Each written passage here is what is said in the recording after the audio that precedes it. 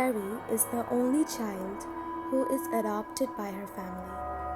She was adopted by this William family. Carrie was only 2 months old when she was chosen to be a part of this family. So it wasn't her fault at all that her fate will be so bad being in this family. Growing up with William family, she never felt anything missing in her life. She was given all things she needed anytime in her life.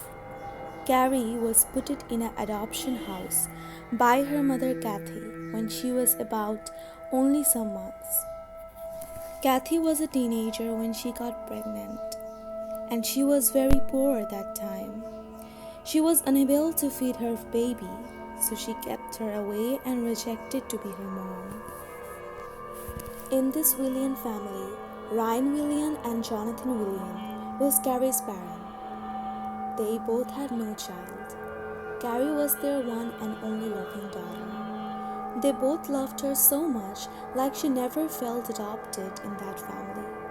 When Carrie becomes 8, her parents confess her that she was adopted and also tells the whole story behind her adoption.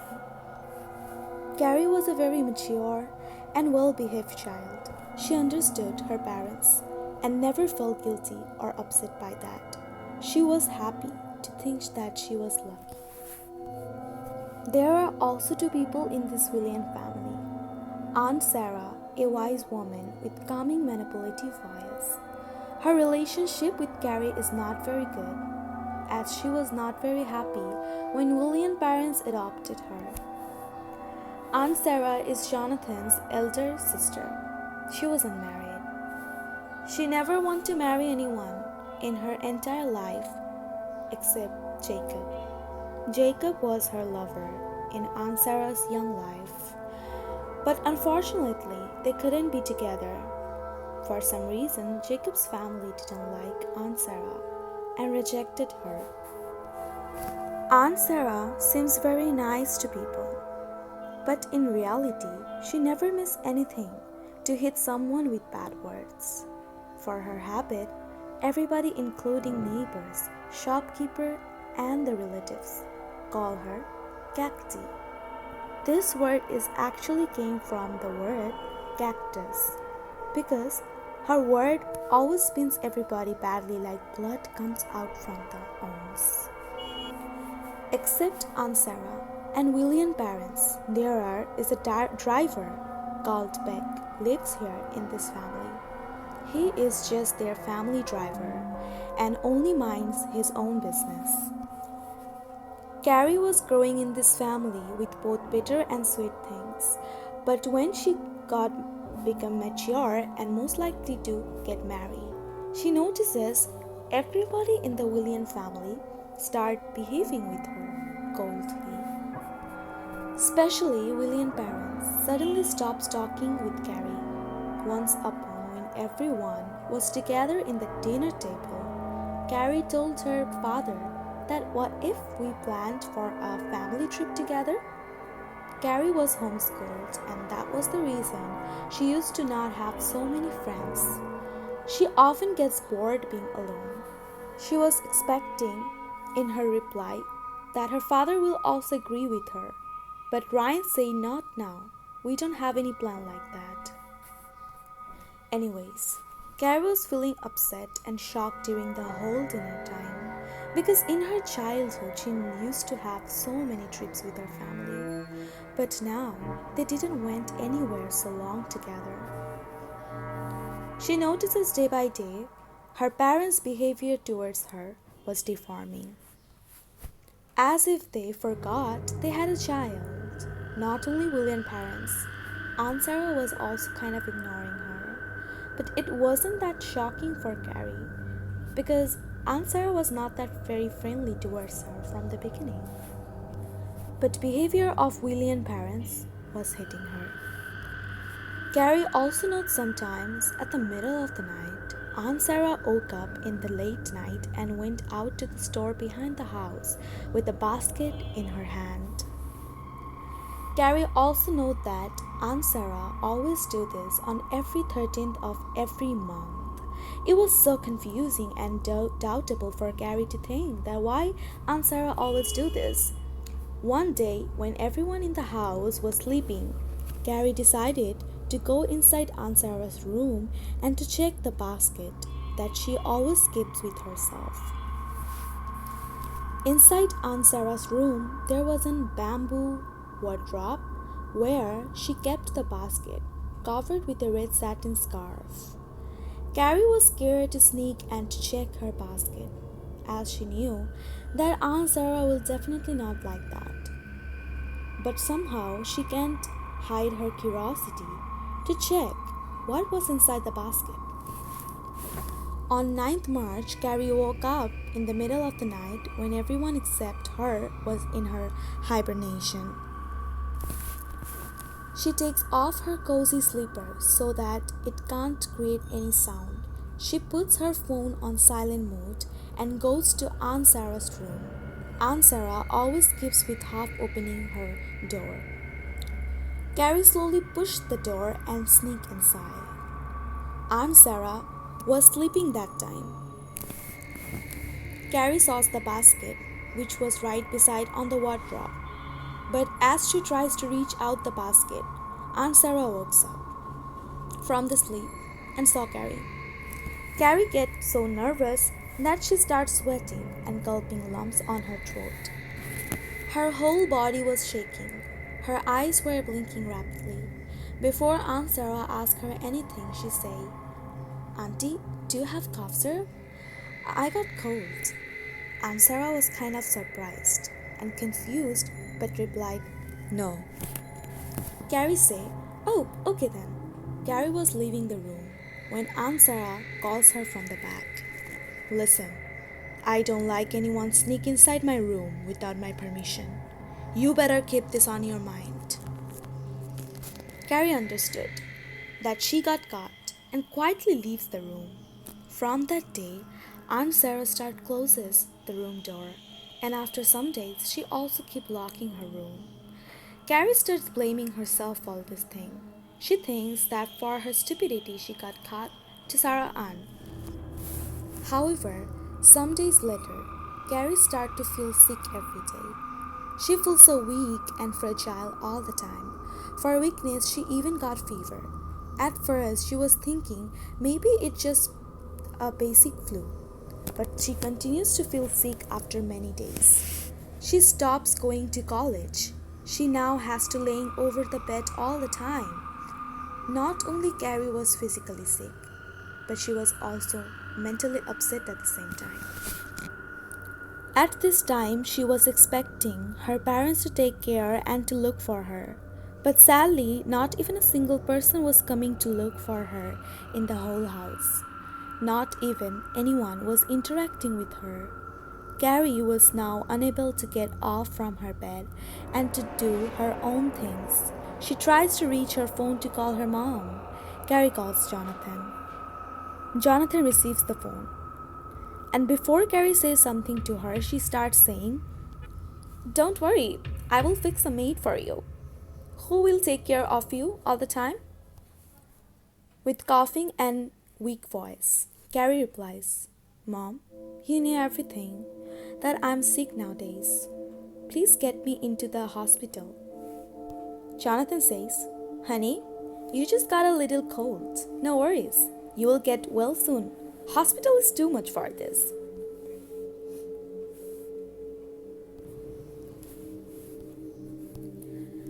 Day by day, Carrie becomes more weak and sick. Her face and body start deforming. She now starts looking ugly and scary.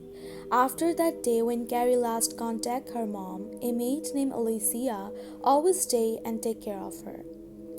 A very rude and arrogant middle of the age lady. She often beats Carrie when she don't want to eat the food that she almost eat every day. Alicia often screams and yells at Carrie, torture her for nothing. Even sometimes she throws random object on Carrie. Alicia used to do this all the things in front of Carrie's family, but never anyone tries to stop or warn her. One day, after waking up in the morning, she notices some noise from outside of the window. She seeks outside the window of her room and sees her William parents is leaving with some luggage. Carrie starts yelling from outside, "Mom! Mom! Dad!" But none of them notices her, and they leave with their car, and Becky was the driver, also there. Carrie felt worried and confused at the same time that where her parents is going. She didn't saw Aunt Sarah with them, so she was kind of feeling relieved that at least someone is at home, and Carrie now start afraiding of Alicia every time she enters into Carrie's room. Carrie notices the jug beside her bed table was empty. She was thirsty.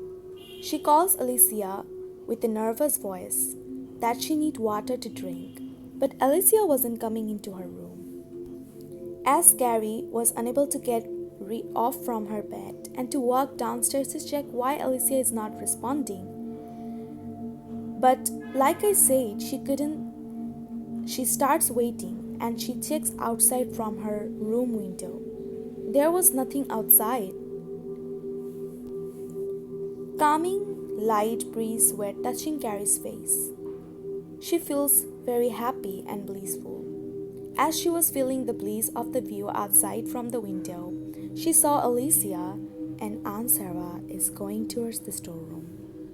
It was obviously surprising for Carrie because she never expected that. Moving on, Carrie was helpless but was masterminding that time laying on her bed. She even urinated on the bed. But she was ignoring all these things as she was thinking about how to know what is going on in this house. But first, William's parents left the house and then Aunt Sarah's mysterious activity every night. In a few moments, Alicia enters into her room. Alicia had this habit of walking with creating tock-tock sound as she always wears high pointed heels. So for her walking sound, Carrie wakes up as she falls asleep while thinking about all those things. Alicia saw Carrie already urinated on the whole bed and created mess.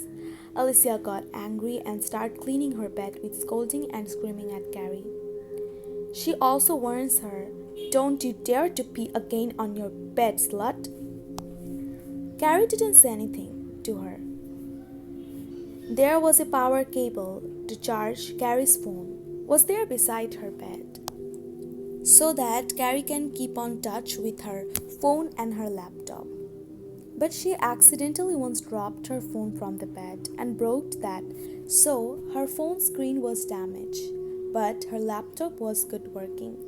Even the laptop was an old model, but still it works good.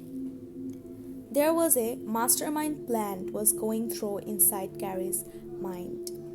She was thinking to know the mystery behind William family. At this point, Carrie thinks she wasn't lucky to be chosen by this family. She was unlucky. Day by day, this family turned out from her, ignored her like nothing. Her health had changed in a very bad way. She became sick. A fire of anger and revenge was lighting inside her. She just now wants two things: to find out what Aunt Sarah do at every 13th night and why William family start neglecting her.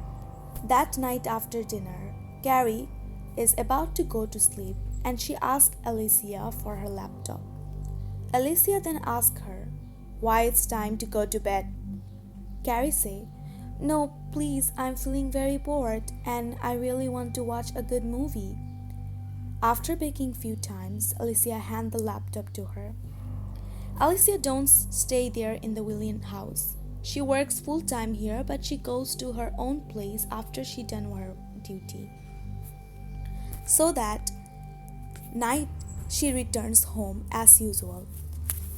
That night, Carrie done some research in the internet about black magic or black curse, because she was thinking about if Aunt Sarah is doing some black magic on her, as she was not receiving, and day by day, her health was becoming more concerning.